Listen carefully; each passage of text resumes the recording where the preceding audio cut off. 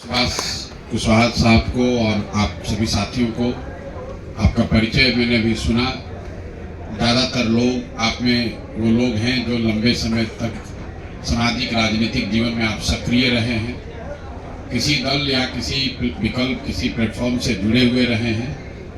लेकिन जन स्वराज में आने वाले ज़्यादातर लोग किसी न किसी दल से ही आए हैं, किसी अलग विचारधारा पार्टी से आए हैं।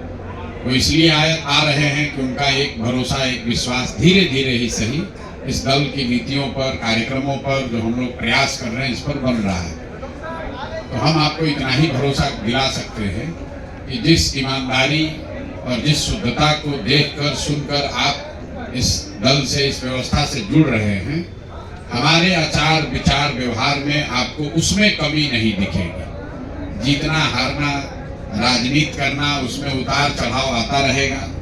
जरूरी नहीं है कि आपकी हर बात से हम सहमत हों या हमारे सारे बात से, निर्णय से आप सहमत हों। लेकिन एक बात की सहमति, एक बात का आश्वासन जरूर है कि जिस ईमानदारी की बात हम लोगों ने की है, जिस शुद्धता की बात की है, उसमें कार्यकर्ताओं के साथ, साथियों के साथ, दल के नेताओं के साथ, दल को बनाने वालों के साथ, दल को अपने कंधे पर आगे बढ़ाने वालों के साथ किसी प्रकार का कोई धोखा नहीं होगा।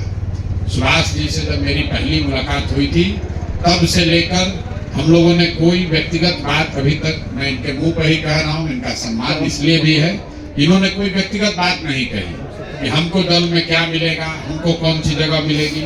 इनका एक ही रहा है मुद्दा कि जिस मुद्दे को लेकर हम और हमारे साथी संघर्ष कर रहे हैं, क्या जन स्वराज उसको अपना ताकत लगाकर और बड़ा करेगा। तो दो बैठकों में ये बात मुझे भी समझ में आई है और सुभाष जी को भी समझ में आई है कि 1 और 1 मिलकर 11 हो सकता है। बेतिया राज की जमीन के अधिग्रहण का जो मामला है, दोनों चंपारण में बहुत लाखों लोग उससे प्रभावित हैं। जो संघर्ष आपने शुरू किया है, वो उस संघर्ष में पूरी तरीके से जन स्वराज परिवार, जन स्वराज के साथी, जन स्वराज का संसाधन, मैं स्वयं पूरी तरीके से आपके साथ उसमें लगूंगा। अब आज आप विधिवत रूप से ज्वाइन कर रहे हैं, इस परिवार के हिस्सा हो रहे हैं, तो मैं आपका तहे दिल से शुक्रिया अदा कर रहा हूं, आपका धन्यवाद कर रहा हूं।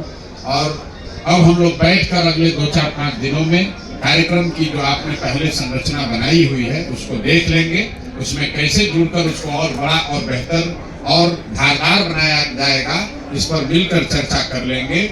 उसकी कोई चिंता आपको नहीं होनी चाहिए। 2-4-5 दिनों में उस पर निर्णय ले लेंगे, फिर मिलकर आप इसका नेतृत्व करें। पीछे से हम लोग इसमें आपके साथ खड़े होंगे।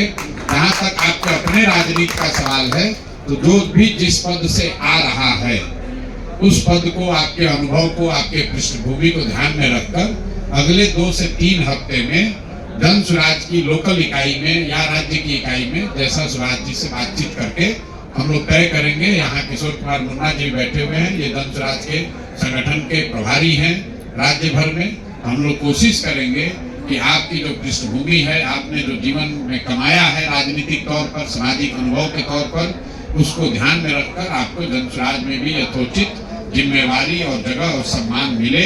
इस बात की चिंता करने की जरूरत आपको नहीं है, ये अगले 2 हफ्ते में कर दिया जाएगा। अगर मान लीजिए कुछ देरी भी 1-2 दिन हो तो कोई घबराने की बात नहीं है। कुशवाहा साहब हैं, डॉक्टर साहब हैं, किशोर कुमार मुन्ना भी बैठे हुए हैं। कभी कभी बहुत बड़ी व्यवस्था को चलाने में 2-4 दिन आगे पीछे हो सकता है, लेकिन मुझे लगता है कि होली से पहले पहले ये हो जाएगा। आज आप सब लोग जुड़ रहे हैं, इस भरोसे और विश्वास से जुड़ रहे हैं कि मिलकर हम लोग कुछ बेहतर कर सकते हैं। तो मैं आप सबका एक बार तहे दिल से शुक्रिया अदा कर रहा हूँ और विश्वास, इस विश्वास के साथ ये आगे हम लोग मिलकर कुछ अच्छा करेंगे, बिहार के लिए अच्छा करेंगे, अपने बच्चों के लिए अच्छा करेंगे, आने वाली पीढ़ी के लिए करेंगे।